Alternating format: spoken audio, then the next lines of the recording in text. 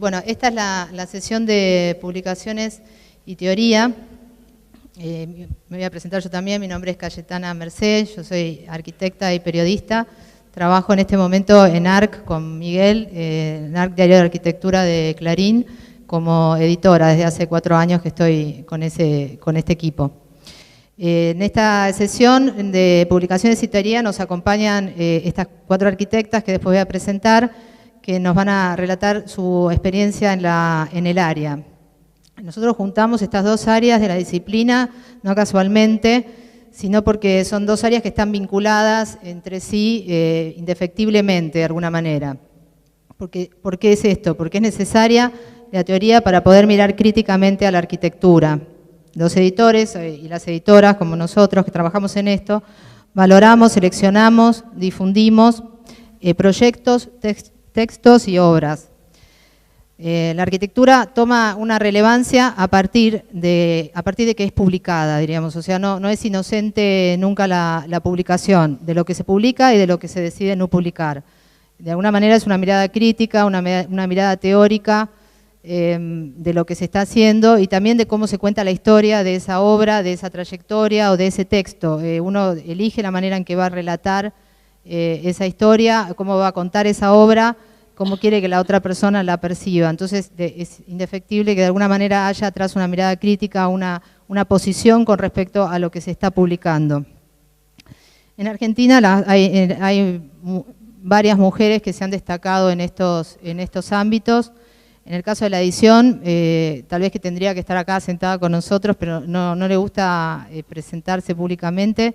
Ya en esta época no quiere, es Lala Méndez Mosquera, calculo que los que están acá la deben conocer por la revista Suma. Marina Weisman, que trabajó también tanto con Lala en los sumarios, y Marta Magis, que es por ejemplo la actual directora ahora de Suma Más. Al respecto de eso, bueno, yo tengo como un pequeño homenaje que me permito personal, porque yo trabajé con ellas durante 10 años, 15 años, no sé, siempre digo 10, pero después seguí 5 años más vinculadas a la revista Suma, trabajando con Lala y con Marta, y fueron las que de alguna manera me dieron la oportunidad, que hicieron que de un oficio que yo tenía o de un gusto que tenía, que era las publicaciones, terminé haciendo una carrera profesional que hoy me permite también trabajar con Berto y Miguel en ARC. La anécdota pequeña es que yo cuando estudiaba arquitectura, era como muy apasionada de las revistas. Me la pasaba comprando revistas Sumas viejas, tenía una colección estos en los años 80, yo compraba las del 60, las del 70, todas las que encontraba me las compraba. Y siempre leía el staff, tenía como una obsesión por leer el staff de la revista. Y siempre estaba Lala como directora, cosa que a mí me llamaba la atención porque siempre quedaba ella en los 60, los 70. Y yo decía, ¿cómo hará esta mujer para diríamos, sostenerse en ese lugar tanto tiempo? Y bueno, cuando llegaron los 90, que yo ya tenía 30 años, quería tener un trabajo fijo, como nos pasa a veces en la vida a los arquitectos, que decimos, bueno, basta de hacer obras y qué sé yo. Necesitaba en ese momento un trabajo fijo. No quería trabajar en un estudio y me pareció por ahí que podía probar en una revista y mandé mi currículum a la revista Suma. Lo recibió Fernando Díez, yo había sido alumna de él, entonces me conocía, pero Fernando sabía que yo no sabía escribir una línea, pero ni una línea, no era que no sabía nada. Ni tampoco sabía nada de publicaciones, sí tenía como una historia de mucha lectura, de mucho estudio, tenía teoría, pero nada más. Entonces, bueno, me llamaron finalmente, que pues Fernando interfirió, dijo, bueno, llámenla que vaya. Y cuando llegué allá me iba a recibir Marta Magis, pero cuando me dijeron Marta no estaba de viaje, te va a recibir otra persona. Ya en ese momento Marta era directora, Lala ya no estaba en el staff de la revista, y cuando fui a la entrevista me recibió una señora muy amable, muy cordial, muy sencilla, y se presenta y me dijo, yo soy Lala Méndez Mosquera. Yo casi me desmayo ahí en el momento, porque le tengo que decir yo a Lala que yo sé escribir. Así que, bueno, me tomó la entrevista, le confesé la verdad, le dije, ni Lala, yo no sé escribir una línea, no sé nada de esto. Discúlpeme, yo no sé, nunca pensé que iba a tener una conversación con la persona que era como mi referente en la profesión. Y Lala me dijo, bueno, no, está bien, cualquier cosa te llamamos, vemos, no sé, vamos a ver. Y a la semanita nomás ahí me llamó Fernando y me dijo, mira, dice Lala que le caíste muy bien, que se nota que tenés ganas y que, bueno, que sí, que te vamos a dar una oportunidad, que vengas y bueno, vamos viendo. Y así fue como ella me dijo que le parecía que yo podía aprender, si le ponía ganas y entusiasmo, cosa que era lo que más tenía en ese momento, era lo único que tenía, digamos, de otra cosa más que eso.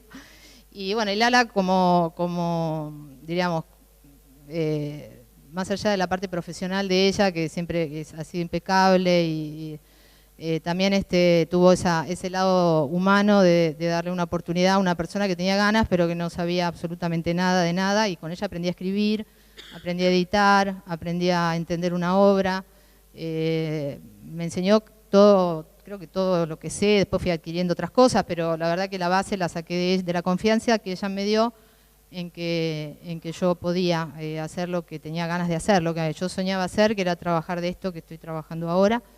Y también, bueno, y también Marta y Fernando, por supuesto. En esa época también pasó, era ya la época que Marina Weissman ya estaba enferma y bueno, también compartí con ella ese momento de esa gran amiga tan querida que ella tenía en Córdoba y de esas cartas y que se mandaban y llamados telefónicos, y así que fue como toda una época especial. Bueno, ese es mi homenaje a la gente que me enseñó, a las mujeres que me enseñaron lo que estoy haciendo ahora. En teoría también es importante nombrar a Nayeli Valent y a Graciela Silvestre, y en reflexión sobre género a Diana Grest y Susana Torre. Nosotros estaba invitada para cerrar hoy la charla, pero tuvo un pequeño accidente y no pudo estar, así que va a estar Zaida en su lugar, pero bueno, ya habrá otra que la podremos invitar. Y ahora ya dejo paso a las invitadas, las editoras Florencia Rodríguez de Plot, Ana Valderrama de Matéricos Periféricos, Claudia Schmidt del Comité de la Revista Blog, y Paola Cerner-Bassett del Archivo Internacional de Mujeres Arquitectas.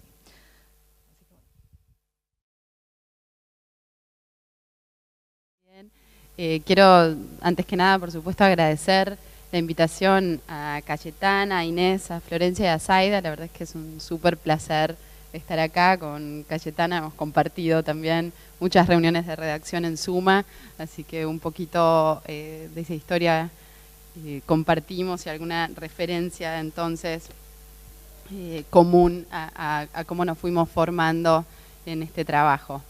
Yo soy editora de la revista Plot, como dijo Cayetana. Es una revista que fundamos hace 5 años. Yo era colaboradora especial de Suma antes y como mencionaba recién, y también fui formando mi punto de vista con mucha generosidad de Fernando Díez, que me abría posibilidades de propuesta de temas, de ir investigando y demás. Como buena hija que necesita de alguna manera romper el vínculo, me parecía que hacía falta en el escenario local también una propuesta de otra forma, que justamente la diversidad hace que esta conversación se enriquezca, y junto con un grupo de personas armamos este proyecto editorial que llevó mucho tiempo de gestarse y de pensar cómo tenía que ser y cuáles eran las intenciones que teníamos en relación justamente a una edición crítica, a una propuesta de agenda temática, a cuál era el posicionamiento en relación a la región, al mundo, a la localidad, desde dónde estábamos posicionando la voz de Plot y qué quería decir.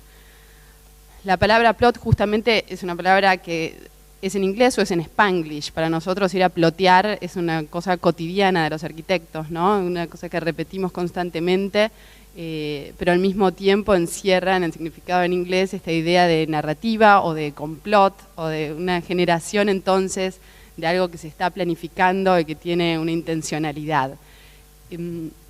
Así que desde ahí fue que partimos un poco con algunas ideas que ahora voy a comentar.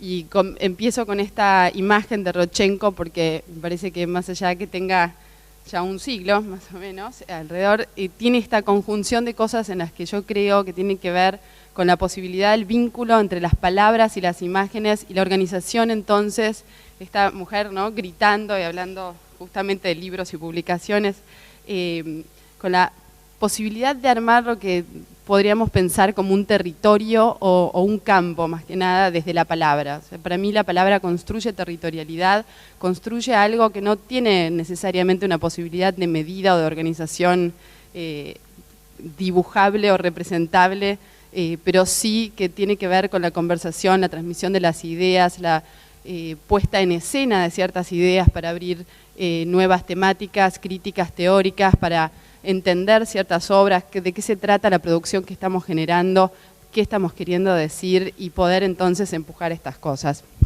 Cuando hablo de campo, me permito leer dos frases que tienen que ver con este texto ya casi diría histórico de Stan Allen, del objeto al campo, condiciones de campo, y entonces cambios de paradigma de cómo es nuestro estado vital en algún punto en este momento. Él empieza con una cita de Sanford Quinter y dice: el campo describe un espacio de propagación, de efectos, no incluye materia o puntos materiales, sino funciones, vectores y velocidades. Describe relaciones internas de diferencia dentro de campos de celeridad, de transmisión o de puntos de aceleración. Entonces me parece que en esa idea de territorialización que tiene que ver con que te digo, me decís, y esto sigue avanzando, está esta noción de territorio expandido que una publicación tiene posibilidades de generar y tiene con esas posibilidades responsabilidades, ¿no?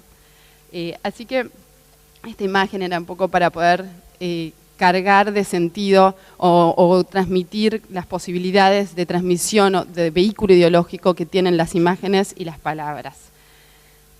Hablando de este tipo de estrategias de territorio, puse algunos ejemplos un poquito rápidos, ¿no? Pero cómo empezó la revolución de Tupperware, que tenía que ver con la mujer justamente en la esfera doméstica, y cómo ese inicio de conformación de territorio era desde la casa y haciendo estas transmisiones de venta y logrando entonces que esa esfera doméstica empiece a interactuar con otras esferas, a lograr independencia y a cambiar un poco la historia incluso de los negocios, ¿no? El modelo de Tupperware, que fue inventado por una de las asistentes de la empresa, que luego se convirtió en su directora por un tiempo, tenía que ver con pensar diferente y con poder entonces tener conciencia de problemáticas sociales que estaban en desarrollo. En relación al territorio y a los medios, también me gustaba poner esta imagen este año bastante, me parece pertinente, que es la invención en Disney de este personaje Carioca C, que tenía que ver con una indicación, ¿no? de Rockefeller puntualmente, de lograr construir la idea de Latinoamérica, no solo hacia adentro de Estados Unidos, sino hacia Latinoamérica también, y poder sostener esta idea del Good Neighbor Policy, la política de los buenos vecinos, en un momento bastante determinante, ¿no? Esto fue acompañado de la primera exposición del MoMA, de arquitectura latinoamericana, y me parece que también entender cómo los medios, en este caso Disney, pero también en el cine Carmen Miranda, la muestra del MoMA y un montón de actividades culturales, de la cultura popular en todas las esferas, ¿no? Generan entonces nociones que van pregnando en las sociedades y en la cultura, ¿no? O el vínculo de la publicidad y las posibilidades entonces de la comunicación. Esto lo voy a contar un poquito rápido para cerrar esta idea del territorio, porque quiero contarles un poco de plot y el tiempo corre. Pero bueno, me gusta como cerrar esta idea que estaba transmitiendo recién con esta experiencia de Andrés Jaque y la Oficina de Innovación Política, que era el diseño de estos anillos que esas cosas que tienen adentro y se ven tan lindas, en realidad son pedacitos de basura. Y uno, cuando compraba uno de estos anillos en un local, firmaba una especie de contrato que decía que cada vez que te ponías este anillo e ibas a una reunión, vos tenías que iniciar una conversación sobre sustentabilidad y ecología. Entonces, yo estoy en una fiesta y me dicen qué bueno que está tu anillo, o qué raro que es tu anillo, también podía ser, y yo tenía la obligación de decir, ah, sí, bueno, esto es basura, y qué opinas vos y demás, e informarle a la oficina de Andrés Jaque.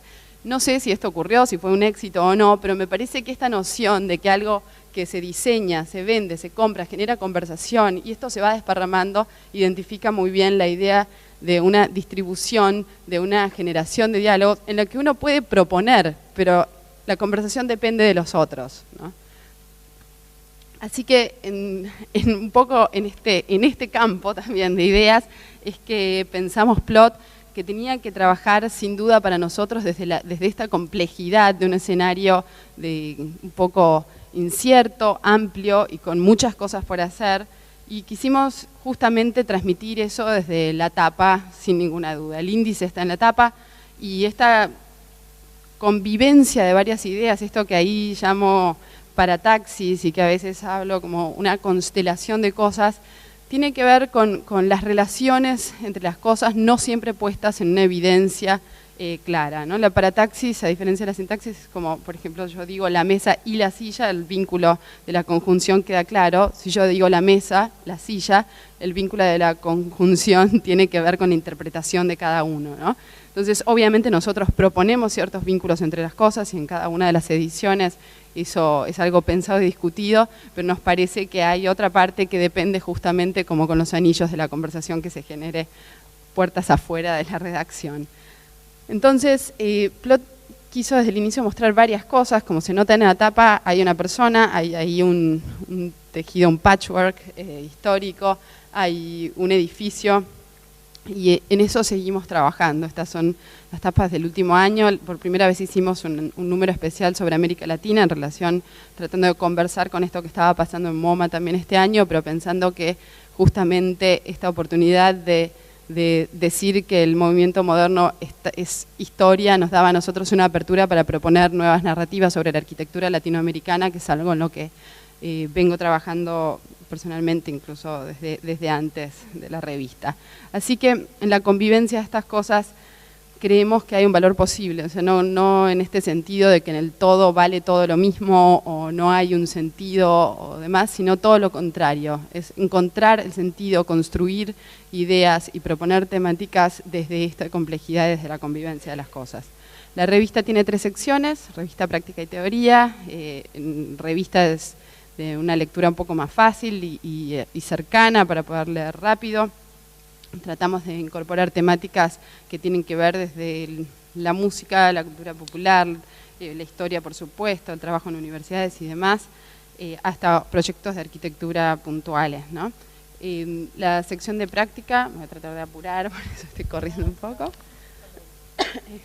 La sección de práctica tiene que ver con otra posibilidad de contemplación y análisis, ¿no? Y poder entender los estratos de la arquitectura.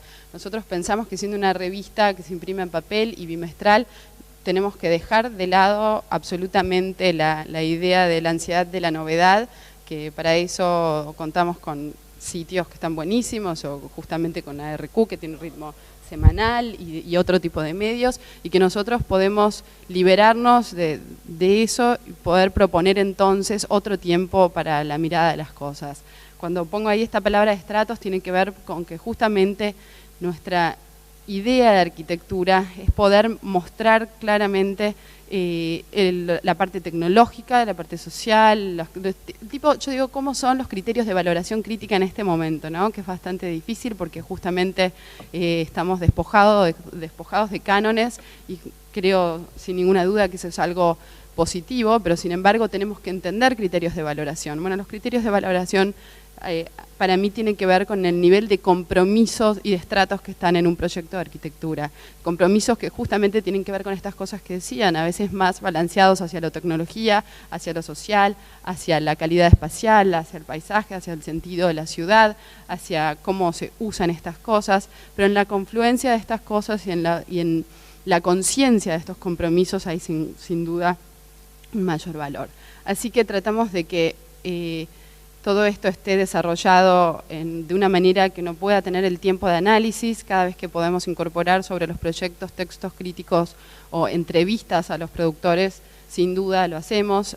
Hay retratos en la revista porque justamente creemos que los productores no tienen que ser, digamos, a veces esto es confundido con consagrar al personaje y posicionarlo en una situación de estrella de rock. Nosotros pensamos que no tiene nada que ver con eso, que justamente la arquitectura es un producto cultural y es importante poder conversar desde dónde y por qué están hechas las cosas que están hechas. Así que nos gusta mucho poner caras a estas personas y que no solamente sean nombres, ¿no? Mencionando un poco el tema del género en la revista, la verdad es que somos muchas mujeres, así que nunca nos costó tener empatía con encontrar mujeres que escriban o que produzcan arquitectura, y está en general siempre muy balanceado. Tratamos de que eso sea. Hemos invitado a Zaida a escribir alguna vez un texto sobre esto, hemos tratado de armar algún bloque de mujeres latinoamericanas que disfrutamos mucho, con Carla Yoazaba, Frida Escobedo, Control G de Colombia. Y eso está como muy latente todo el tiempo. Hay muchas conversaciones sobre chicos y pañales también en la revista. Así que, bueno. La academia es otra cosa que nos parece relevante. Yo siempre pensé que la actividad de un medio como el nuestro tenía que estar relacionado, no sé si seriamente o si se puede desde un medio que más allá de ser bimestral, eso es rápido para la producción, a la producción de conocimiento, pero sí a poder generar espacios de trabajo. Hemos apoyado muchas veces workshops en distintas universidades y tratamos de que toda nuestra actividad de extensión o de difusión tenga que ver en realidad con generar acciones y situaciones de pensamiento. También creemos que lo que se hace en las universidades es arquitectura, digamos, no creemos que el objeto construido es lo único que tiene que importarnos. Entonces tratamos de relevar justamente muchísimos talleres o modelos académicos distintos.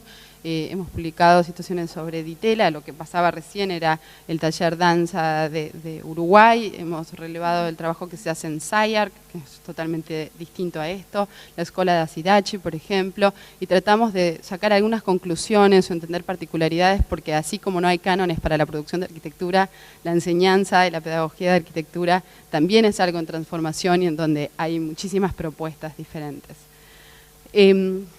Teoría es una parte que quiero mucho de la revista, siempre digo un poco en chiste, está al final, pero no por eso es esta idea del last but not least.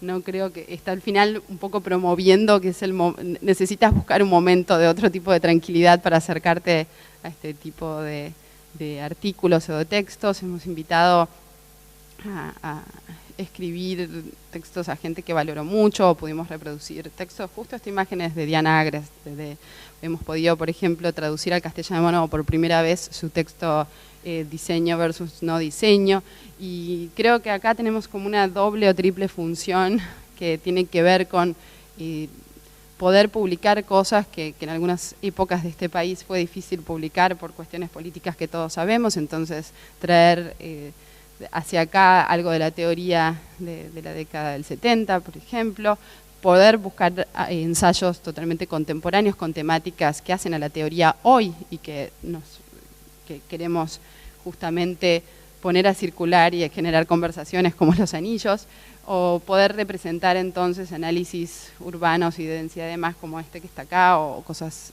en la última edición publicamos un análisis maravilloso sobre Río de Janeiro de Ana Luisa Nobre, que fue bárbaro. Y también este tipo de lujos editoriales que es entender el dibujo, como decía antes, esta idea de la imagen como vehículo de pensamiento y de ideología. El dibujo es para nosotros los arquitectos una manera reflexiva, no solamente de representación de aquel proyecto que se va a construir, sino también de ensayo de ideas, de reflexión y de propuesta. Así que muchas veces nos damos este tipo de, como decía recién, lujos editoriales para poder mostrar un trabajo de pensamiento en este otro formato. Así que estas son cosas que creemos en el activismo crítico, en la investigación y en las actividades de extensión, y esto es nada más un resumen de actividades que hemos realizado por fuera de la redacción, como decía recién. Tratamos de ser muy activos en la generación de workshops, en participación en simposios, en exposiciones. Esto que la foto de más abajo tiene que ver con que organizamos a veces desayunos con arquitectos amigos o no tan amigos, o que tratamos de llamar para analizar la revista, para que nos propongan temáticas, para que poner un poco a prueba eso que estamos haciendo. Yo creo mucho, como decía más temprano, en el valor de la incomodidad. Me parece que siempre hay que estar un poco poniendo en crisis lo que uno está haciendo para poder interpelarlo, preguntarle cosas y seguir proyectando. Y este es un ciclo de conversaciones que hemos generado justo en este espacio, también en otras ediciones de la Bienal de Arquitectura, pero los pongo como cierre un poco de las conversaciones, o esta de Ciro Nascle con Clorindo, que fue hecha especialmente para la web en video, porque me parece que ahí está la cosa, en evitar esta voz unidireccional y en abrir a la conversación y al diálogo y seguir en la búsqueda de territorio. Y termino con esta frase de Muntadas que dice, ¿no? Cuidado, la percepción requiere participación. O sea, siempre estamos de acuerdo en que desde cualquier medio estamos colaborando en este campo y que hay varios otros que tienen que alimentarlo, y de quienes también esperamos ese vínculo de compromiso y responsabilidad que nosotros tratamos de aportar para seguir desarrollando ese territorio. Gracias.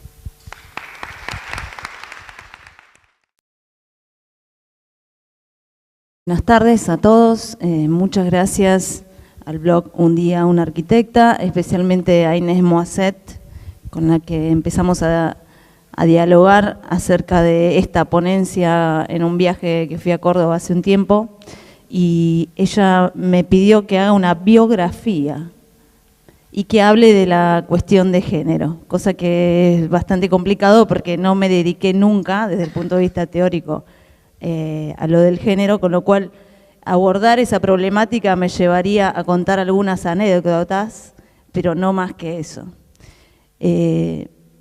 Matéricos Periféricos es una publicación, pero en realidad es un movimiento cultural independiente que nace en el año 94 en la Facultad de Arquitectura de Rosario por una iniciativa de un grupo de estudiantes y docentes de una cátedra, que era la cátedra de Carlos Leo Gali, el fundador del espacio cultural a donde pertenezco en este momento, y que decidió hacer una publicación para visibilizar un trabajo académico que siempre había sido invisibilizado, tapado, negado, etcétera, por la cultura arquitectónica que en ese momento gobernaba en la facultad. Hay, digamos, un proceso de invisibilización que se da en algunos grupos de producción de la arquitectura que de alguna manera son incómodas, igual que las mujeres muchas veces, que requirieron en un momento visibilizarse a través de una publicación. O sea, esta publicación es una publicación de un grupo en la universidad y que además decide visibilizarse a través de una revista. Luego, en el año 2004, a partir de la cantidad de subsidios, programas y financiamientos que el gobierno nacional a través de la universidad empezó a otorgar para que la universidad comience a tener más vinculación con el territorio, Matéricos Periféricos se consolida en una práctica educativa y de vinculación sociocomunitaria que se agrega, digamos, a este proyecto editorial, junto con otras prácticas que tienen que ver con la investigación, con la extensión universitaria, con todo lo que tiene que ver con workshop, viajes de estudio, y también con otro mecanismo de visibilización que es la política universitaria. Esto se hace a través de una agrupación estudiantil, una agrupación docente y una agrupación de graduados que decidimos también en aquel momento, en el año 94, empezar a formar parte del gobierno de la facultad para defender las ideas y la producción de conocimientos de la manera que nosotros la queríamos hacer. ¿Por qué se llama Matéricos Periféricos? Porque lo que nos interesa particularmente es entender cuál es la materia de la periferia, de los territorios vulnerables a las inequidades socioeconómicas y culturales, y también sectores que pueden ser vulnerables por las fuerzas de la naturaleza. Nosotros vivimos en una ciudad que tiene un humedal enfrente de 50 kilómetros de ancho y donde el 30% de la población vive en condiciones de emergencia social. Entonces eso a nosotros nos posicionó para pensar cuál era nuestra producción. Nuestra producción entonces se sitúa en territorios inestables desde lo natural y desde lo social. Estas son las publicaciones que hemos hecho desde el año 96 hasta hoy en día, la Matéricos Periféricos 12. Estas publicaciones de alguna manera son la teoría que se construye desde una práctica en el territorio o desde proyectos de investigación que van monitoreando estos territorios y que nos permiten hacer ciertas prácticas sobre esto. O sea, estas revistas van condensando una producción de conocimiento que llega un momento en el que necesitamos transmitirla, comunicarla, defenderla, etc. Entonces, un poco por esta charla que tuve con Inés, decidí contar cómo es mi aporte, en especial personal, a este movimiento cultural independiente desde distintos lugares, que a veces se van mezclando, se van contagiando. y que tienen que ver, bueno, con la docencia de investigación, con prácticas sociocomunitarias, el proyecto editorial y político, de alguna manera, algunos experimentos e investigaciones personales, la práctica profesional independiente y una práctica profesional en la Secretaría de Planeamiento de la Municipalidad de Rosario, que todas arrancan más o menos para el mismo periodo, en el año 97, y se van contagiando unas a otras y van haciendo articulaciones con matéricos periféricos.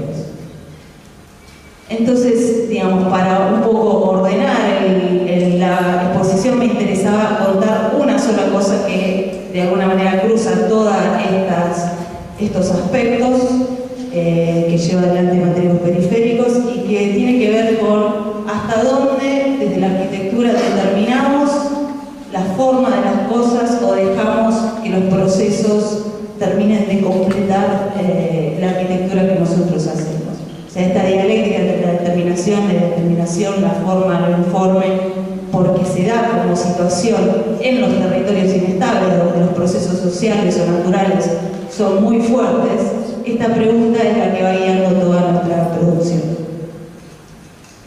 Bueno, al principio hubo un periodo en el que pensábamos cómo los patrones culturales y naturales informaban los artefactos, o sea, había un objetivo, digamos, de la forma hacia el final, pero una forma que se iba determinando a partir de que nosotros íbamos aplicándole una información o variables que venían de estas lecturas de los territorios.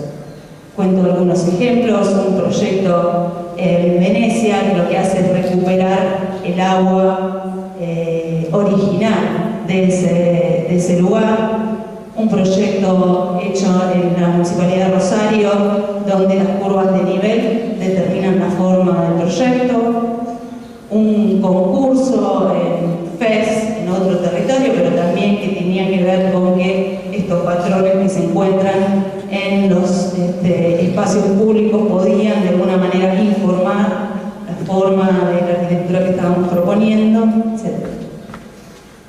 Otra serie de trabajos que hemos hecho en este sentido tenía que ver con la interacción recíproca con los saberes populares. O sea, los saberes populares empiezan a determinar la forma de nuestra arquitectura, y acá vienen algunas de las prácticas que estamos haciendo en el territorio, algunos de los proyectos seleccionados y que tienen que ver con cómo hacer una arquitectura con la incorporación de los saberes populares y con materiales encontrados, donados, etc. Bueno, este es el último proyecto que hicimos en el año 2014, que quería mostrarles un poco de qué se trataban estas prácticas, en muchas mujeres trabajando. Tenía 75 estudiantes en el proyecto final de carrera, de las cuales el 95% eran mujeres, y con ellas construimos este dispositivo espacial, que es un lugar para la copa de leche y para tareas, para hacer la tarea, para apoyo escolar, etcétera, para los niños de un asentamiento. Bien, este es un trabajo que hice en el estudio como práctica profesional independiente y tenía que ver también con lo mismo, una familia, mi hermana en realidad, que le habían donado unos ladrillos y unos troncos, y me dice, bueno, ¿qué hacemos con esto? Bueno, y a partir de ahí aparece, digamos, un proyecto que se hace también en relación a un dibujo de mi sobrino, Luca, y todas estas materialidades con las que tuvimos que trabajar. Es una casa que también funciona, trabaja con el tema bioclimático porque está en un lugar donde no hay gas, no hay luz, etc. También dentro de esta línea de trabajo de cómo los saberes populares transforman nuestra arquitectura, hay un trabajo en la Municipalidad de Rosario que hice en el año 2007, que trabajamos con niños de 6 a 11 años para ver cómo podíamos hacer para incorporarlos dentro del proceso de diseño. Entonces, bueno, pensamos cuáles eran los materiales que necesitamos que esos chicos nos den para hacer estos proyectos, y pensamos en 3 materiales: la palabra poética, los movimientos de los cuerpos y las formas y los colores. Entonces, los chicos, bueno, trabajamos con un grupo interdisciplinario. Después que los chicos hacían la poesía, empezábamos a encontrar patrones. En este caso, la Plaza de las Sonrisas, encontrábamos que había el tema del color rojo y del habitar en circular, se repetía dentro de la poesía. El movimiento de los cuerpos. Paralelamente había un grupo de chicos que hacían una puesta en escena con una actriz y había un payaso que daba vueltas alrededor de una fuente y todos los movimientos eran circulares, y además este payaso hacía también malabares con una pelota redonda, etc. Y mientras estos chicos hacían la performance, había otro grupo de chicos que capturaban los movimientos de los cuerpos y hacían, de alguna manera, trasladaban esos movimientos a unos papeles transparentes. También cuando nos pusimos a analizar el trabajo, también pensábamos, digamos, esta vinculación entre el color rojo y lo redondo y el payaso, la boca del payaso, la nariz del payaso, y por qué los chicos terminan poniéndole la Plaza de las Sonrisas, etc. Bueno, finalmente el proyecto es un proyecto que da lugar a esta cosa de lo circular, del color rojo, con la vegetación y con el espacio. Y después hubo otras plazas, 14 eran en total, la Plaza de las Estrellas, que también trabajaba un poco poéticamente con que las flores del jacarandá caían y entonces las estrellas bajaban al suelo, y esto era como un anfiteatro para mirar las estrellas, un observatorio, etc. O la Plaza del Mar, que trabajaba con los movimientos y los colores del mar.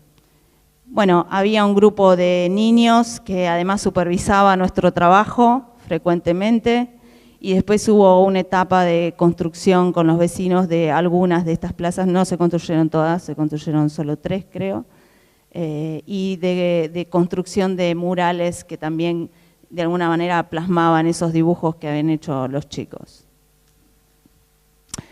En un momento, haciendo estas plazas, hubo algo que cambió bastante en mi manera de pensar respecto de esto de la determinación y de la participación popular en los proyectos, que fue que fuimos a hacer una plaza. Esta no la habíamos hecho con la participación de los vecinos. Mandamos a una cooperativa para que la construya. La cooperativa dejó una pila de ladrillos por 15 días y por un conflicto no empezaba la obra, y entonces vino un vecino a decirme que se robaban los ladrillos. Entonces digo, no puede ser, porque al lado de este lugar había gente que fabricaba ladrillos. Digo, no puede ser que los ladrilleros se roben los ladrillos de la cooperativa. Entonces fuimos a ver y resulta que lo que pasaba era que los niños sacaban los ladrillos de la pila y jugaban a construir su propia plaza.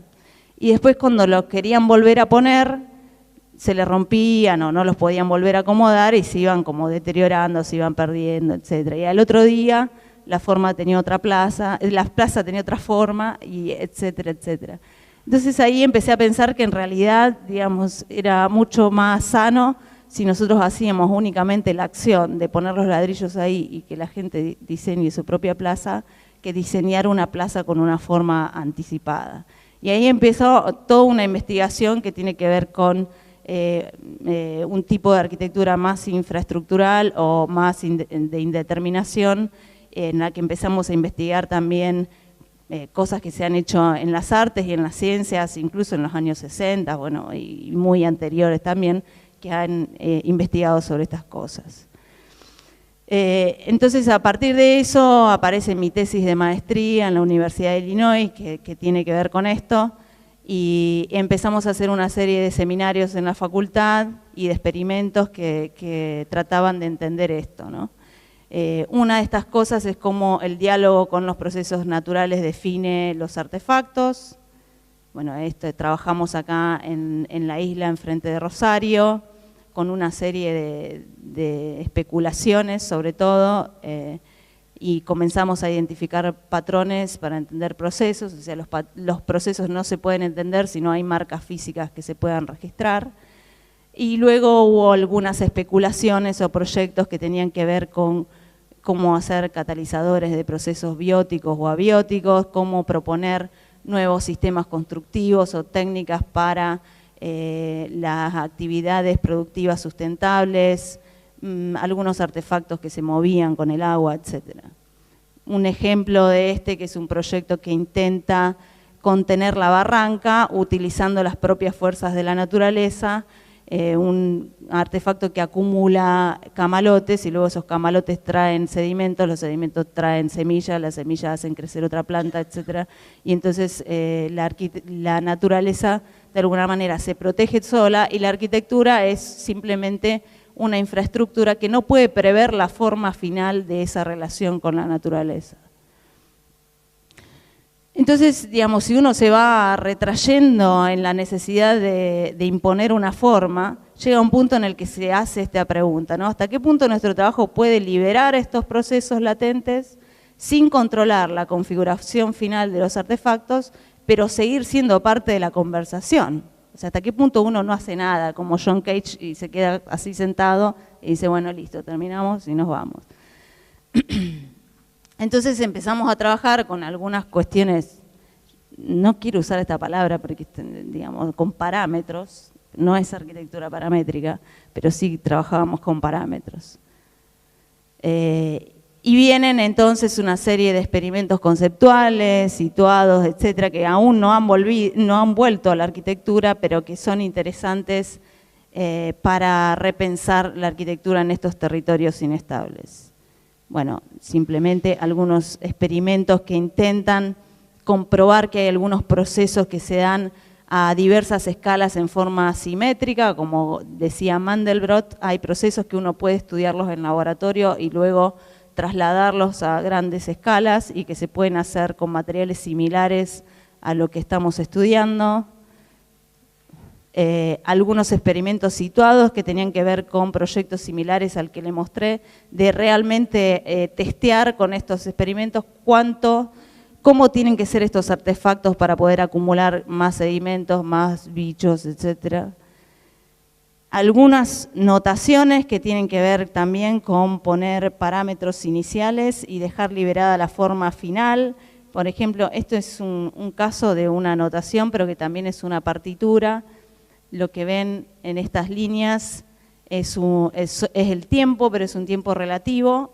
Esto que se ve acá, digamos, la altura donde están puestos estos circulitos, también es relativo, no define la nota musical, sino la relación entre las notas, o sea que podrían tener cualquier tono, y estos círculos definen la duración, la intensidad del sonido con el que se toca. Bueno, no lo vamos a poder escuchar porque la compu no está conectada, pero la idea es un poco como las partituras de Morton Feldman o de John Cage, que después cada intérprete pueda darle la forma final a la música que quiera, ¿no? Pero respetando ciertos parámetros. Ya terminamos. Ah, bueno. Finalmente hay unas... Todos nos vamos apurando. Claro, nos vamos apurando. Hay una etapa en la que empecé a pensar cómo hacer que el proyecto, en vez de una forma, sea una probabilidad. O sea, el proyecto podría ser este, pero podría ser muchos otros. Entonces cada vez nos vamos como despojando más de esta necesidad de ponerle una forma a la cosa. Y empecé a trabajar con modelos matemáticos, esto ya en mi tesis, y con algunas fórmulas bastante complejas, pero que tienen que ver con la incorporación de la dimensión temporal adentro del proyecto de arquitectura y de arquitectura del paisaje. O sea, lo que te da el manejo de los modelos matemáticos que vienen de las disciplinas, por ejemplo, de la ecología o de la morfodinámica de ríos, que estudian cómo los procesos, cómo van variando los procesos en el tiempo en vez de cómo son, te cambia completamente la cabeza de cómo pensar también la arquitectura, ¿no? Además de que en general son todos modelos que son recursivos, o sea que se vuelven a regenerar y que terminan en una proyección que normalmente es aleatoria, o sea, es random, es como la ruleta. Podría ser una como miles de otras, o sea, es una probabilidad. A partir de eso he hecho algunos experimentos como este en laboratorio, en el laboratorio de la Universidad de Illinois, de la Facultad de Ingeniería, y algunos proyectos de cómo hacer para hacer este tipo de acciones que uno no puede prever la forma final, pero sí una evolución en el tiempo, como este que arruinaba todo el campus de la Universidad de Illinois, por ejemplo. Fue bastante impactante. O algunos proyectos como este, que también son una probabilidad, donde estábamos usando, este es un proyecto de una alumna mía de Arizona State University, en el que estábamos usando el modelo de Markov, que también lo usaba Yannis Xenakis en 1920 para hacer sus partituras, para determinar la posición de unos artefactos que acumulaban sedimentos. Y finalmente esto también se traslada, como ven, yo les estoy mostrando proyectos académicos de la profesión particular, y esto es un poco el último trabajo que hice en la municipalidad de Rosario antes de asumir recientemente mi cargo en la facultad, que fue un proyecto de restauración ecológica de un sector del arroyo Saladillo, en el que, digamos, en vez de plantar plantas o plantar árboles, lo que hicimos es crear las condiciones para que la naturaleza se regenere sola. Y eso se hizo con un proyecto de una serie de lagunas que además hacían de retardadores de la inundación, etcétera. Pero hay un cambio de paradigma que, digamos, no lo inventé yo, que es algo que se está discutiendo en la arquitectura del paisaje en el mundo, que es esto, ¿no? Cómo crear las condiciones y fijar parámetros en vez de determinar la forma final de las cosas. Y creo que no hay más nada. Bueno, la última, matéricos periféricos, condensa un poco toda esta última reflexión y, bueno, como les decía, lo que hacemos en matéricos periféricos es esto, ¿no? Hacer teoría de la práctica que primero producimos y que es una práctica bastante situada. Así que nada más, eso es todo.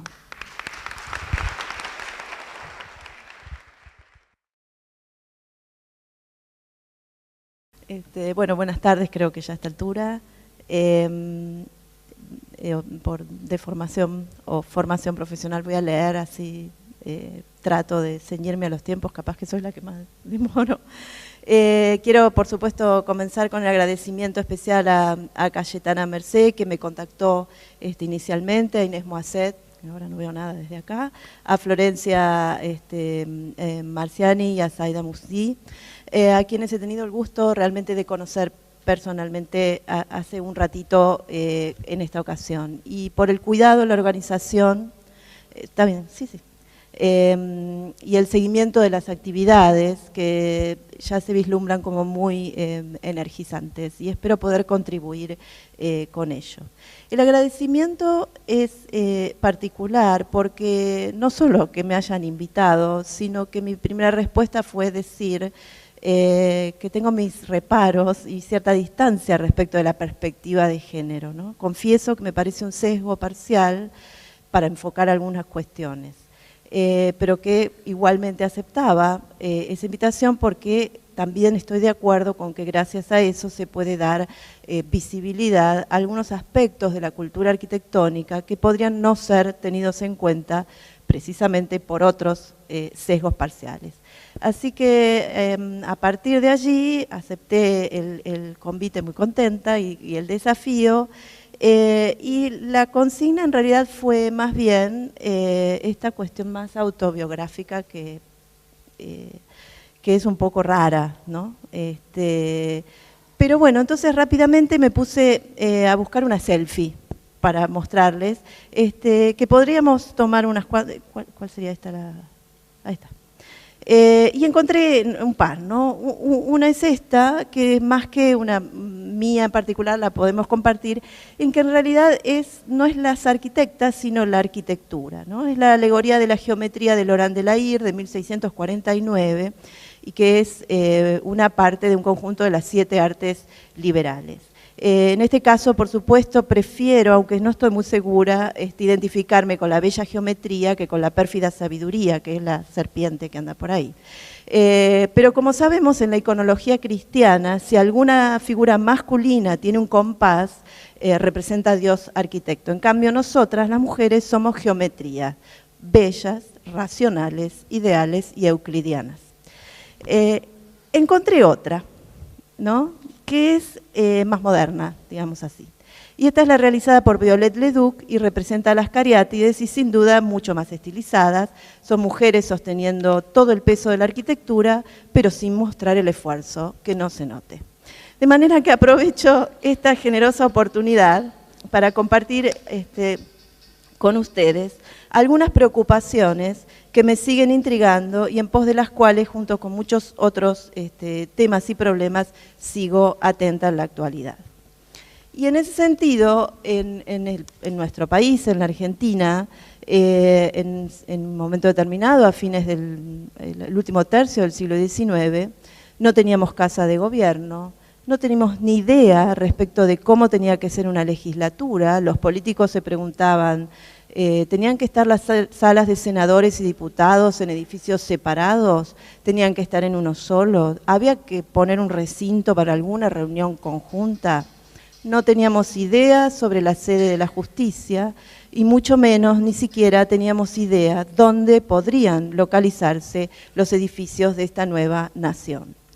En 1880, y luego de 7 décadas de disputas, un último desenlace muy violento, 2.500 muertos, miles de heridos, después de eso se acordó políticamente que la Argentina consolidaría el proyecto de ser una república y que la capital, es decir, el asiento de las autoridades federales, sería la ciudad de Buenos Aires. Un territorio que en ese acto perdía y debía regalar, como decían, lamentándose, el derrotado gobierno del Estado de la provincia de Buenos Aires. La definición de una capital permanente fue parte también del pasaje de un periodo durante el cual todo era provisorio. Por ejemplo, el agua era provisoria, que va a pasar a tener luego un palacio. La muerte era provisoria, como podemos ver en el caso del cementerio de la Recoleta. Entonces se pasaba a la definición de las instituciones cuya construcción literal, es decir, material, fue parte de su consolidación como representación del nuevo Estado. En esta encrucijada, sobre lo que no había ninguna duda, fue respecto del lugar que debía ocupar la enseñanza. Mientras se debatía la Ley 1420, pionera por la obligatoriedad de la enseñanza gratuita y laica, en el clima de un congreso pedagógico que implicó una seria batalla contra la Iglesia, se hicieron 64 escuelas en 4 años e inaugurando 40 en un día. Fueron los palacios sin reyes, edificios en los cuales los niños, al atravesar el umbral de esos soberbios monumentos, se decía en ese momento, se iban a sentir dignificados e iguales. Se puede decir entonces, quiero decir entonces, que la arquitectura moderna en la Argentina surgió con la arquitectura escolar. De hecho, la nación moderna argentina se presentó a través de la educación en el álbum del fotógrafo Booth, que se llevó especialmente y se realizó especialmente para la exposición de 1889 en París. Si vemos a la derecha, en ese pizarrón dice: París es la capital del mundo civilizado. Nos mostramos al mundo con la arquitectura escolar. Pero claro, entender todo esto fue un punto de llegada y a la vez de inflexión. Estas ideas fueron parte de una tesis doctoral, cuyo título fue Palacios sin Reyes, defendida en la Facultad de Filosofía y Letras de la Universidad de Buenos Aires y dirigida por Jorge Francisco Liernur, mi gran maestro, con quien me formé y me sigo formando. Todo esto empezó mucho antes. En 1990, mientras Liernur era director del Instituto de Arte Americano, que fue la ocasión en la cual lo conocí, me dijo que yo tenía que ir al tesoro de la biblioteca de la facultad y relevar los tratados de arquitectura, que había un acervo de incunables y valiosos libros y que había que estudiar la tratadística. Te tenés que postular a una beca de investigación. Vamos a intentarlo. En ese momento, la secretaria de investigación era la extraordinaria Odilia Suárez. Para aquellos que tuvimos el honor de conocerla, nunca olvidaremos su voz chillona, su vehemencia, su mal humor, que si uno prestaba un poco de atención se trataba muchas veces más bien de cierta sarcástica ironía, aunque no estamos muy seguros si en efecto era mal humor contra todos los hombres con los que discutía. Ahora bien, imaginen tal situación, Liernur tratando de convencer a Odilia de que había que estudiar Vitruvio. Y Odilia le contestaba, ¿y para qué? Hay que estudiar Vitruvio, a los gritos como era su estilo, ¿no? Y Pancho Liernur le decía que para entender la arquitectura moderna había que empezar por el principio. Ese principio estaba en los tratados del Renacimiento y que alguien tenía que estudiar eso. Y bueno, aquí estaba yo, y con ese tema gané mi primera beca de iniciación a la investigación. Ignoro francamente si Odilia recordaba mi nombre, pero atesoro su entrañable saludo cuando ocasionalmente nos cruzábamos en los pasillos y me preguntaba, ¿y che? Que ella decía mucho che, ¿cómo anda Vitruvio? Aquel largo e intenso recorrido a través de la historia y la crítica, ejercicio que yo estaba aprendiendo a practicar, permitió descubrir el lugar fundamental de la teoría de la arquitectura. Los tratados eran las publicaciones y esas publicaciones consistían y consisten, para quienes aún los quieran transitar, apasionantes debates. Las preguntas principales partían de la cosmovisión del mundo, desde dónde pensar la arquitectura contemporánea, porque claramente de eso tratan los tratados del presente. Durante la investigación comprendí que la construcción del carácter nacional, tensado por la arquitectura de Estado, se dirimía entre la búsqueda de una representación moderna en una sociedad en formación, con mayoría de inmigrantes europeos, a los que antes que nada se les enseñaba castellano, y los valores de independencia que, como decía Liliana Bertoni, una historiadora con quien estudié en el doctorado, era una sociedad que había que conformar entre patriotas, cosmopolitas y nacionalistas. Aquella clave entonces, la de las escuelas como una arquitectura de la dignidad y de la igualdad, siempre me resonó. Decía que el doctorado, que fue en Historia con mención en Teoría de las Artes, implicó un punto de inflexión. A ver qué tenemos acá. Al finalizarlo, en diciembre de 2004, yo tenía 44 años, y lo digo para que nadie se desanime, tuve la enorme suerte de que Graciela Silvestri me ofreció ocupar un lugar de coordinación en la maestría de diseño arquitectónico avanzado en la UBA que dirigía Solsona. Ese sitio me permitió articular mis investigaciones a esa altura variadas, con un contacto directo con los arquitectos. Allí dicté varios años teoría de la arquitectura y compartía las correcciones de proyecto en el taller, una tarea que sigo haciendo, aunque desde el ámbito del seminario de teoría en la maestría de arquitectura de la Universidad del Litoral. Ese contacto crítico con el hacer fue y es clave. El posgrado en ese sentido es un ámbito que ofrece esa dimensión. Desde ya que tuve la suerte también de estar siempre dictando clases en grado, donde empecé con Carmen Córdoba, ganando un concurso interno para ser ayudante en el ciclo básico en el área de proyecto.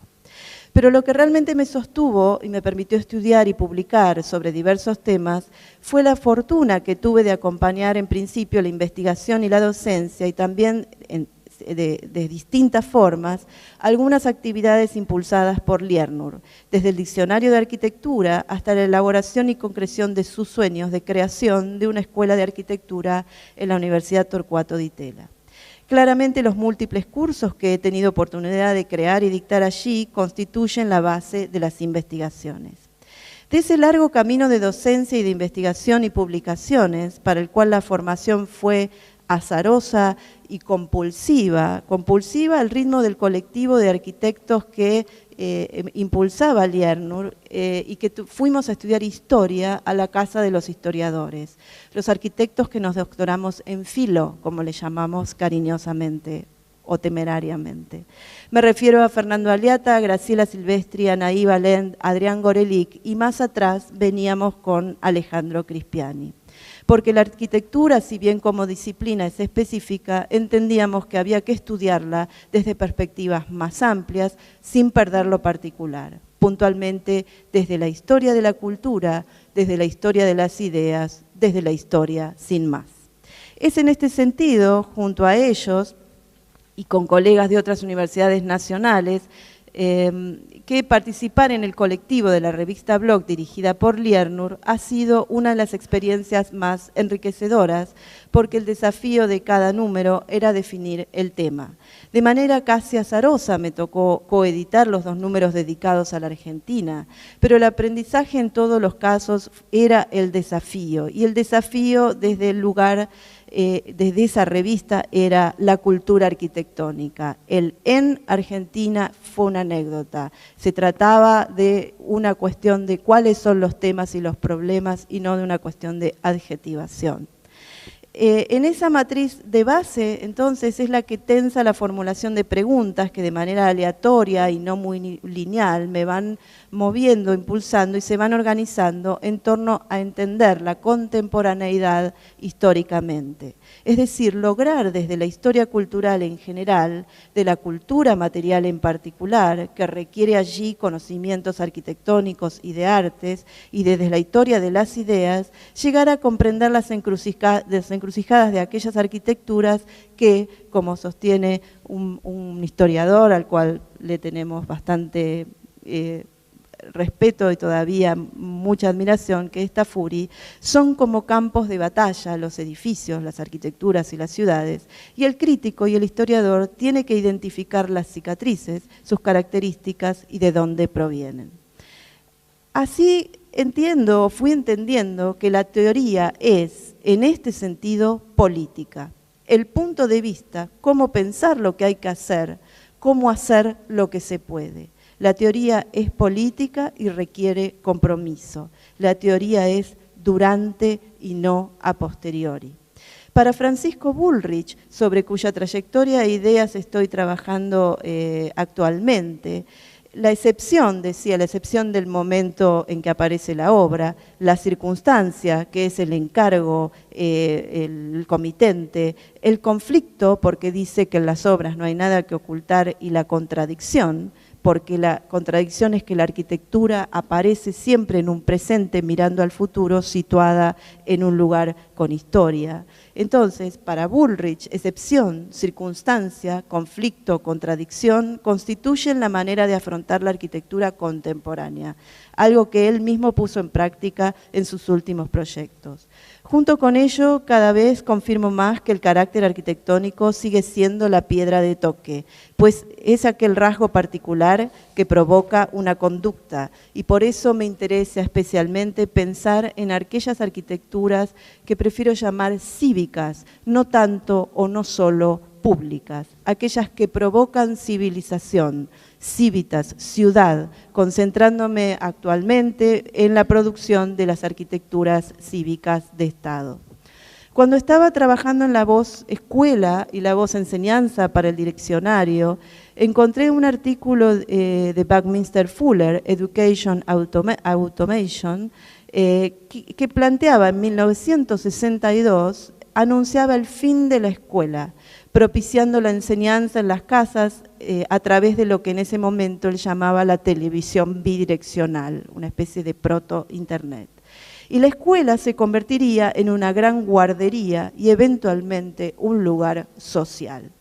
Estas ideas me resultaron alarmantes, digamos espeluznantes, porque si la arquitectura no puede potenciar los programas, las instituciones, es decir, si se puede prescindir de la arquitectura y sobre todo en estos temas tan fundantes de la humanidad, algo anda mal. Cuando preparábamos con Fabio Grementieri el libro sobre la arquitectura y la educación, en un momento determinado habíamos pensado en recurrir a Google Earth para registrar una serie de imágenes, pero era muy engorroso el tema de los derechos, y avanzando en la investigación descubrimos que los mismos profesionales, arquitectos en su mayoría de las oficinas de obras públicas de Estado, a lo largo de las décadas ya lo venían registrando. Y se trata del impacto aún hoy inconfundible de la impronta civilizatoria urbana de las arquitecturas para la educación en manos de un Estado que hasta los años 70, llevando a cuestas Toda su inestabilidad, sus democracias espasmódicas e incompletas y hasta sus violencias han sostenido a través de los profesionales el valor del carácter cívico, con todo lo controversial que esto pueda sonar de la arquitectura pública. Su representatividad y la calidad eran cuestiones no negociables. En este sentido, quiero cerrar con una breve secuencia de imágenes que tienen que ver con la ampliación de un Zoom que se llama La Arena do Morro, realizado por Herzog y de Meuron en Mae Luisa, en Natal, en Río Grande do Norte de Brasil, que es para mí un ejemplo de arquitectura cívica. Y quiero cerrar realmente con esta imagen que me sigue subyugando. Si la arquitectura logra seducir a los más jóvenes, podríamos pensar por un instante que habríamos ganado la batalla. Agradezco entonces compartir en este foro estas incertidumbres con ustedes y honestamente no sé si esto tiene algo que ver con el género femenino en este caso, pero si por algún motivo es útil, bienvenido sea. Muchas gracias.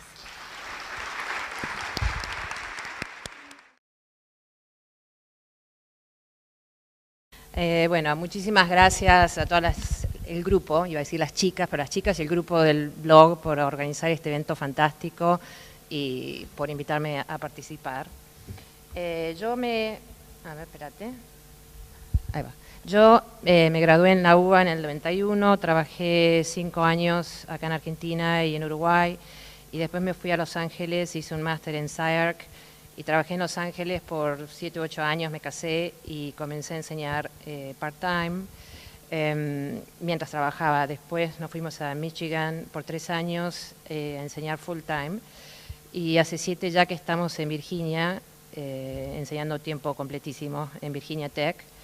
Ahí en Virginia Tech conocí a Donna Deney, que es la actual directora del Comité Ejecutivo del IAWA, el Archivo Internacional de Mujeres en Arquitectura, que me invitó a formar parte del comité hace 3 años. El Archivo Internacional fue fundado hace 30 años por Milka Blishnikov.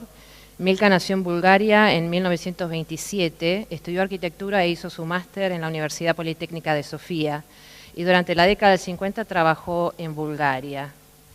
De allí escapó, la leyenda dice que escapó, que practicó natación y escapó nadando en el Mar Muerto, no el Mar Muerto, el Mar Negro, hasta un barco internacional, y así es como llegó a Francia, donde trabajó 2 años en París, y en el 61 emigró a los Estados Unidos. Allí trabajó y estudió 10 años más tarde y finalizó su doctorado en Columbia, enseñó 2 años en la Universidad de Texas, y en el 74 vino a Virginia Tech, hasta que se jubiló 24 años más tarde, en el 98. Respondiendo a la necesidad de promover una visión más equilibrada de nuestra disciplina, en 1985 fundó el Archivo Internacional de Mujeres en Arquitectura, cuyas colecciones se alojan en el campus de Virginia Tech. Para conseguir colecciones, comenzó por enviar cartas a más de 1000 mujeres, y este es un extracto de la carta inicial. El alcance de los archivos será internacional e incluirá trabajos desde el comienzo de la participación de mujeres en arquitectura en cualquier capacidad hasta el presente.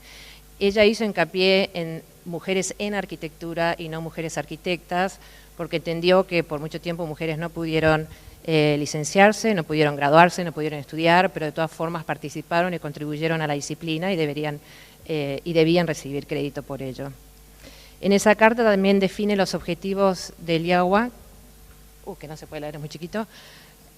Sí, los 5 objetivos son encontrar y preservar los registros de la generación pionera de arquitectas cuyos papeles puedan perderse o dispersarse de no colectarse inmediatamente, apelar a arquitectas ya jubiladas que han jugado un rol en la historia de la arquitectura a donar sus papeles al IAWA, apelar a arquitectas activas a guardar sus papeles y considerar ubicarlos en el IAWA en el futuro, servir como repositorio de información sobre todas las arquitectas pasadas y futuras, y fomentar la investigación sobre mujeres en arquitectura a través de seminarios, exhibiciones y publicaciones.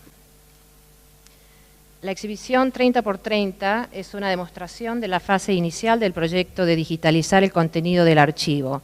Actualmente, para ver la mayoría de las colecciones, uno debe trasladarse a Virginia, una manera muy reducida de promover el trabajo. La exhibición ha ayudado a activar el proceso de digitalización de las colecciones para brindarle mayor exposición al archivo y a su misión, para rearmar el IAWA tanto como centro preservador, como recurso para la investigación y para la difusión de las contribuciones que las mujeres han hecho a la arquitectura y campos relacionados al diseño.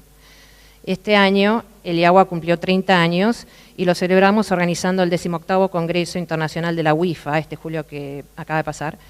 Conversando al respecto con Donna, nos propuso, además de celebrar los primeros 30 años, formular una visión para los próximos 30 años. El desarrollo de la exhibición 30×30, que se estrenó durante el Congreso Internacional de la WIFA, destacó aspectos que contribuyen a esa visión y la mayoría están relacionados a formas de difusión. Con mi equipo de diseño comenzamos a armar un diagrama o estructura para la exhibición. La primera decisión, que suena obvia ahora, pero fue la primera que tuvimos que tomar, era usar exclusivamente contenido del archivo. El archivo en sí no es un centro de investigación, pero promueve la investigación. Nuestro gol es mostrar entonces la gama de trabajo preservado en el archivo. Así también mostrar lo que falta, su estado incompleto. Celebrando entonces el 30º aniversario, decidimos emplear el trabajo de 30 mujeres del archivo, Milka y más 29 mujeres más. De las 342 mujeres en el archivo actualmente, que no es mucho, falta mucho por hacer, empleamos trabajo que ya había sido digitalizado anteriormente y para completar las 30 elegimos al azar considerando solo la distribución geográfica, ya que todas las mujeres son igualmente valiosas. Una vez que las colecciones fueron determinadas y sabiendo que no podíamos escanear colecciones completas antes de julio, seleccionamos artículos que mostraran la diversidad de trabajo preservado en el archivo en su conjunto. Además de imágenes, visualizamos información disponible y registros a través de mapas y texto. Hasta este momento yo había entendido el IAWA conceptualmente, entendía su necesidad, la necesidad de formarlo, su importancia, su rol, su misión, pero para mi sorpresa, explorar el archivo se tornó en una experiencia increíble, por momentos muy conmovedora, efímera, muy familiar y sobre todo transformadora. Mientras nos sumergimos por varios meses en los archivos, comenzamos a conocer a estas mujeres a través de sus trabajos y sus notas personales, como esta nota de Alberta Pfeiffer donde dice: fui enviada el primer día a medir el sótano de la iglesia de St. James. Estoy segura que fue una prueba de mi aptitud para cualquier trabajo. En Nueva York, en 1925, la oficina de Ludecky no estaba preparada en absoluto para tener una mujer en el salón de dibujo. Encontramos la línea certera próxima a un cálculo rápido, una nota personal a Milka, un proyecto bastante inusual de 1960, Melita Rodek, un helipuerto, la versatilidad de la arquitecta exhibiendo conocimiento técnico, la precisión de la línea, junto a la belleza de la imagen ilustrada y la suavidad del bosquejo y la forma femenina. El diario de Dita, que lo encontré gracias a un pedido de Inés y que fue realmente, es bastante intenso el diario, donde habla de leer y escribir como las únicas actividades que le brindan seguridad, su preocupación por la posible crítica de su profesor sobre su trabajo, la resignación a ser incomprendida en su vocación, y aún así me detengo, se detiene el escribir y sigue trabajando. Siendo transportada al momento de este dibujo, casi sintiendo la presión del lápiz sobre el papel al dibujar estas líneas de grafito. Estuvimos todos esos meses y permanecemos aún cautivados por el trabajo que encontramos en el archivo. Una vez seleccionado el material y necesitando permanecer fieles a los originales, editamos únicamente los retratos, que los cambiamos a blanco y negro para dar un poquito de uniformidad a la exhibición, y recortamos imágenes como una forma de enmarcar o destacar, para ayudar a leer el artículo más que a mostrarlo.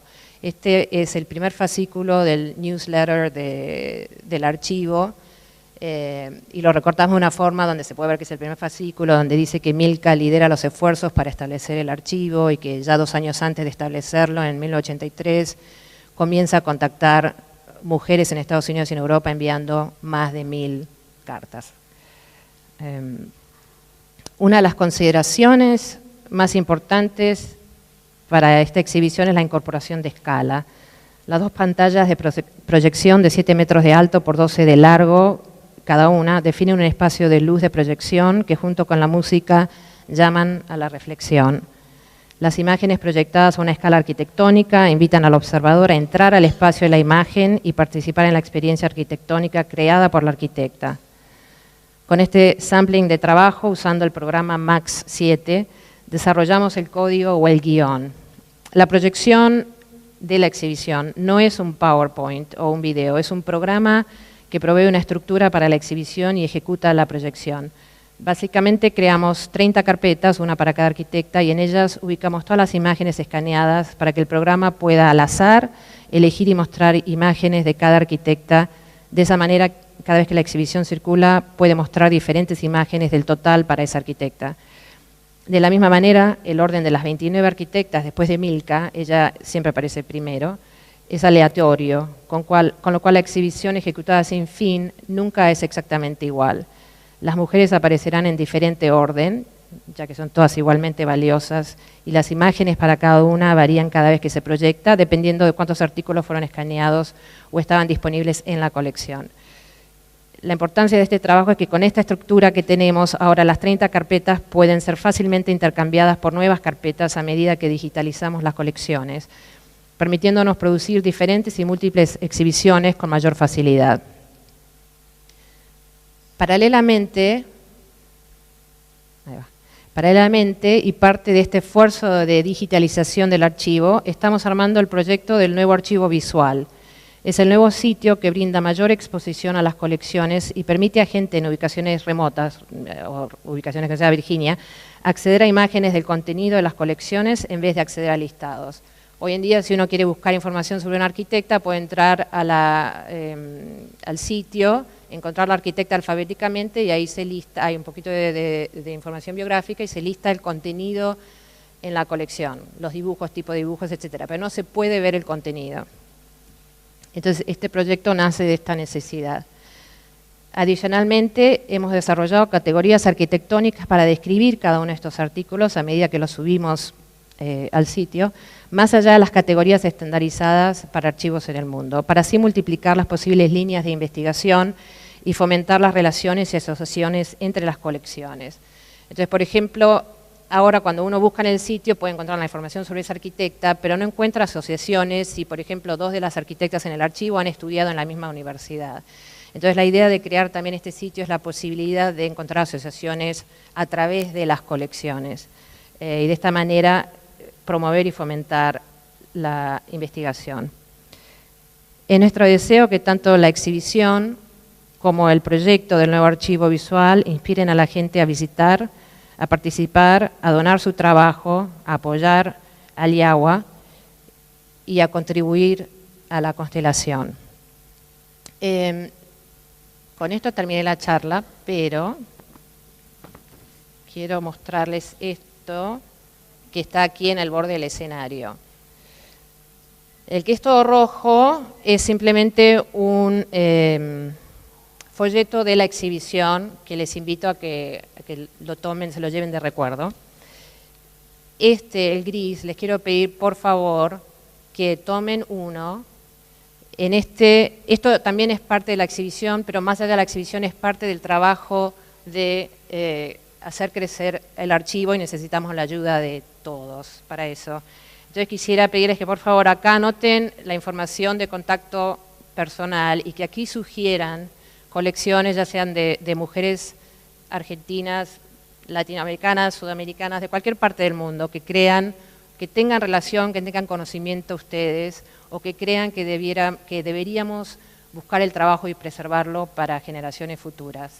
Entonces, por favor, están aquí, tomen uno antes de salir, tómense el tiempo para pensar y escriban la información y después lo pueden dejar en la mesa de entrada. Yo voy a estar acá hoy y mañana, los puedo levantar en cualquier momento, y la disciplina y el archivo, y todos vamos a agradecerles el esfuerzo, la contribución.